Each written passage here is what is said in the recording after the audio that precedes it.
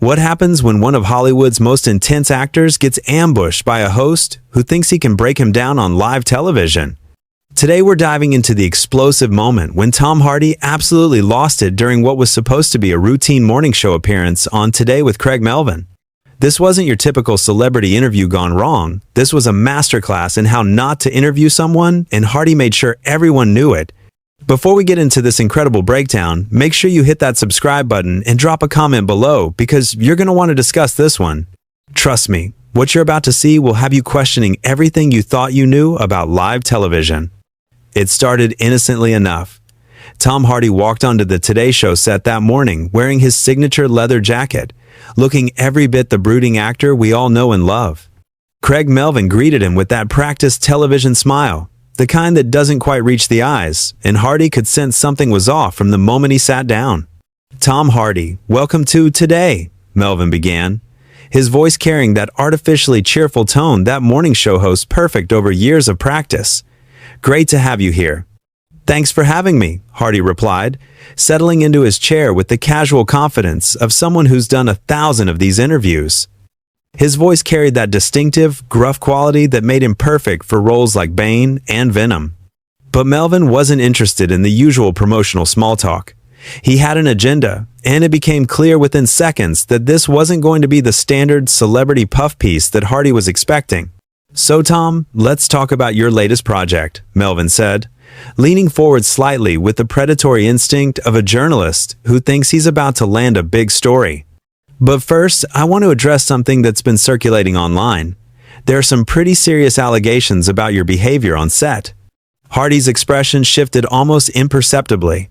Anyone who knew his work could recognize that look, the same intensity he brought to his most challenging roles. But this time, it was real, and it was directed at the man sitting across from him.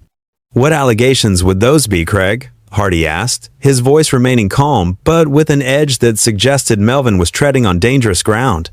"Well, there are reports from unnamed sources suggesting that you've been difficult to work with, that you've had several heated confrontations with directors and fellow actors.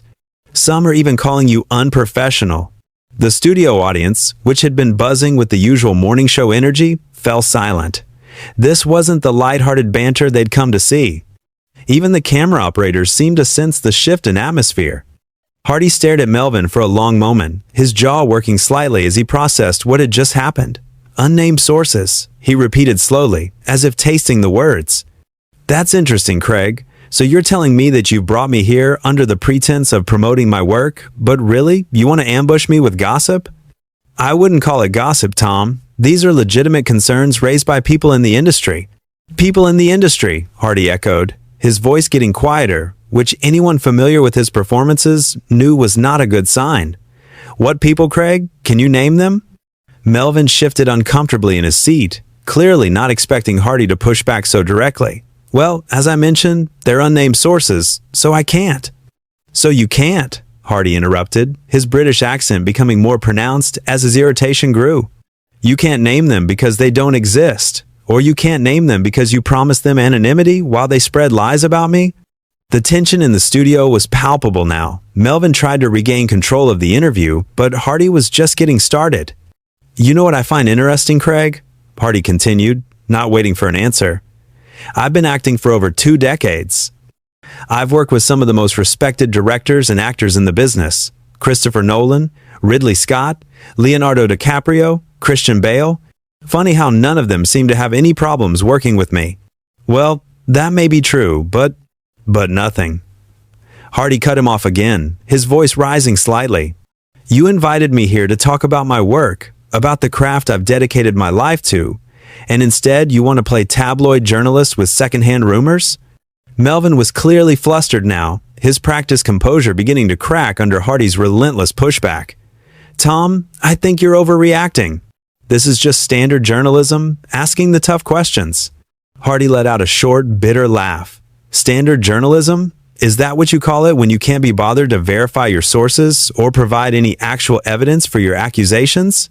The camera caught every micro-expression on both men's faces. Hardy's controlled anger was mesmerizing to watch, like seeing a master craftsman at work, except this time, the craft was dismantling a television host's credibility in real time. Look, Tom, I understand you're upset, but viewers deserve to know. Viewers deserve to know what? Hardy interrupted once more, leaning forward in his chair. They deserve to know that you're willing to spread unsubstantiated rumors about your guests? They deserve to know that you think it's acceptable to waste everyone's time with this kind of tabloid nonsense? Melvin tried a different approach, his voice taking on a condescending tone that only made things worse. Tom, I think maybe you need to calm down a bit. This is live television after all. That was the moment everything changed. Hardy's eyes flashed with something dangerous, and everyone in the studio could feel the shift. The controlled anger was about to become something much more explosive. The words "calm down" hung in the air like a lit fuse waiting to explode. Hardy's entire demeanor shifted in that instant, and anyone who had ever seen him transform into characters like Bronson or Alfie Solomons knew they were about to witness something extraordinary. Except this time it wasn't acting. "Calm down?" Hardy repeated, his voice dropping to barely above a whisper, which made it infinitely more menacing than if he had shouted. "Did you just tell me to calm down on your show after you ambushed me with lies?" Melvin realized his mistake immediately, but it was far too late to take it back.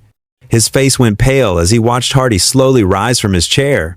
Not in an aggressive way, but with the deliberate movement of someone who had reached the absolute limit of their patience. "You know what, Craig?" Hardy said, standing now and looking down at the seated host. "Let me tell you something about professionalism, since you seem so concerned about it. Professional journalists do their research. They verify their sources. They don't invite guests onto their show under false pretenses. Tom, please, let's just sit down and—" "No," Hardy said firmly, cutting him off with a gesture. "I'm not sitting down. I'm not playing your game anymore. You want to talk about being difficult to work with? Let me show you what difficult really looks like." The studio audience was completely silent now, some people holding their breath, others pulling out their phones to record what was clearly becoming television history. The cameraman kept rolling, knowing they were capturing something that would be talked about for years. Hardy began pacing slightly, his movements controlled but charged with energy. "You see, Craig, when someone like Christopher Nolan calls me difficult, I'll listen. When someone like Ridley Scott has concerns about my professionalism, I'll take it seriously. But when some morning show host who probably couldn't direct traffic, let alone a film, wants to lecture me about my career based on anonymous gossip, that's where I draw the line." Melvin tried to interject. "Tom, I never said I was lecturing you." "Didn't you?" Hardy whirled around to face him directly. "Because from where I'm standing, it sure sounded like you were trying to dress me down on live television. Tell me, Craig, how many films have you made? How many characters have you brought to life?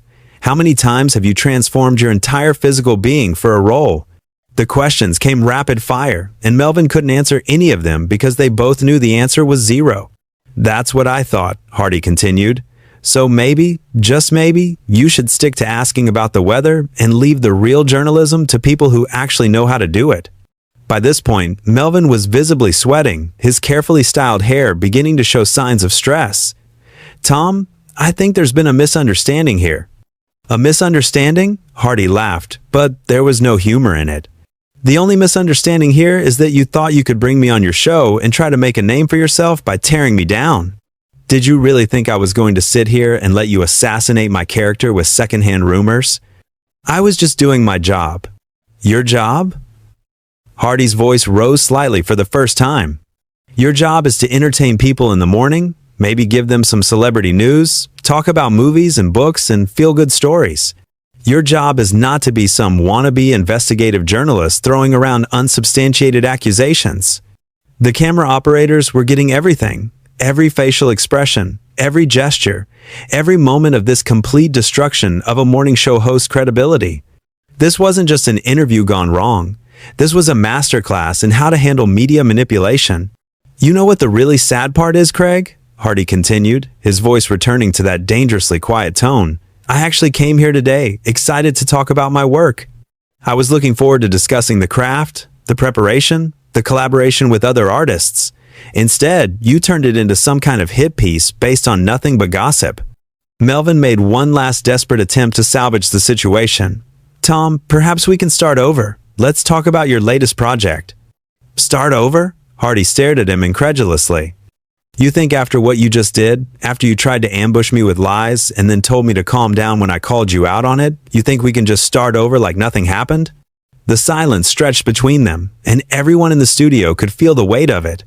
Hardy stood there, every inch the formidable presence that had made him one of the most respected actors of his generation, while Melvin sat in his chair looking like a man who had just realized he had bitten off far more than he could chew. "Here's what's going to happen, Craig," Hardy said finally, his voice carrying the authority of someone who had completely taken control of the situation. "I'm going to walk off this set, and you're going to sit there and think about what real professionalism looks like. And maybe, just maybe, the next time you have a guest on your show, you'll remember to treat them with the basic respect that any human being deserves." Hardy started to turn away from the desk, but then stopped and looked back at Melvin one more time. "Oh, and Craig?" he said, his voice carrying that same intensity that had made Bane such a memorable villain. "Next time you want to play journalist, maybe try learning how to be one first." The words hit Melvin like a physical blow, and for a moment it looked like he might actually try to respond. But Hardy wasn't finished. In fact, what came next would go down as one of the most brutal verbal takedowns in live television history. "Actually, you know what, Craig?" Hardy said, turning back to face him fully. "I changed my mind. I'm not walking away just yet, because I think the people watching deserve to understand exactly what just happened here." Hardy moved closer to Melvin's desk, not in a threatening way, but with the confidence of someone who had already won the battle and was now explaining the victory to the audience. "Ladies and gentlemen," Hardy said, addressing the camera directly, "what you just witnessed is what happens when someone in the media thinks they can build their career by tearing down others. Craig here thought he could make a name for himself by trying to humiliate me with unverified gossip." Melvin tried to speak. "Tom, that's not what—" "I'm talking," Hardy said, without even looking at him, his focus remaining on the camera. "See, this is the problem with modern media. They don't want to do the hard work of actual journalism. They'd rather trade in rumors and speculation because it's easier and it gets more attention." The control room was probably in chaos at this point, but the cameras kept rolling because everyone knew they were witnessing something unprecedented. Hardy had completely hijacked the show, but he was doing it with such articulate precision that it was impossible to look away. "Craig invited me here under the pretense of discussing my work," Hardy continued, "but what he really wanted was to see if he could rattle me, if he could get me to have some kind of breakdown that would make for good television. Well, congratulations, Craig, you got your dramatic television moment. Unfortunately for you, it didn't go quite the way you planned." Now Hardy did turn to look at Melvin, who was sitting there like a deer caught in headlights. "Tell me, Craig, do you feel good about what you just did? Do you feel proud of the way you conducted yourself as a journalist?" Melvin's mouth opened and closed, but no words came out. He was completely out of his depth, facing an opponent who was not only more intelligent and articulate than he had anticipated, but who had also completely flipped the script on him. "I'll take your silence as a no," Hardy said, "because deep down you know that what you did was wrong. You know that ambushing a guest with unsubstantiated accusations is not journalism, it's character assassination." Hardy began walking around the desk now, not aggressively, but like a professor giving a lecture to a particularly slow student. "You see, Craig, the difference between you and me is that when I do my job, I prepare. I research my characters. I understand their motivations. I work with my fellow actors and directors to create something meaningful. When you do your job, apparently, you just throw mud at the wall and see what sticks." The audience was completely mesmerized. Some were filming with their phones. Others were just staring in amazement at this complete dismantling of a television host by his own guest. "But here's the thing that really bothers me, Craig," Hardy said, his voice taking on an even more serious tone. "It's not just about me. How many other guests have you done this to? How many other people have you tried to ambush with rumors and gossip? How many careers have you tried to damage for the sake of ratings?" Melvin finally found his voice, though it came out as barely more than a croak. "Tom, I think you're being unfair." "Unfair?" Hardy's eyebrows shot up. "I'm being unfair? Craig, you invited me here. You lied about your intentions. You attacked my professional reputation with unverified claims. And then you told me to calm down when I defended myself. And I'm the one being unfair?" The silence that followed was deafening. Hardy stood there, looking down at Melvin with the kind of expression that would have been terrifying if directed at you personally. "You know what, Craig? Hardy said finally. "I actually feel sorry for you. Because this moment, this interview, it's going to follow you for the rest of your career. People are going to remember the time you tried to take down Tom Hardy and ended up destroying your own credibility instead."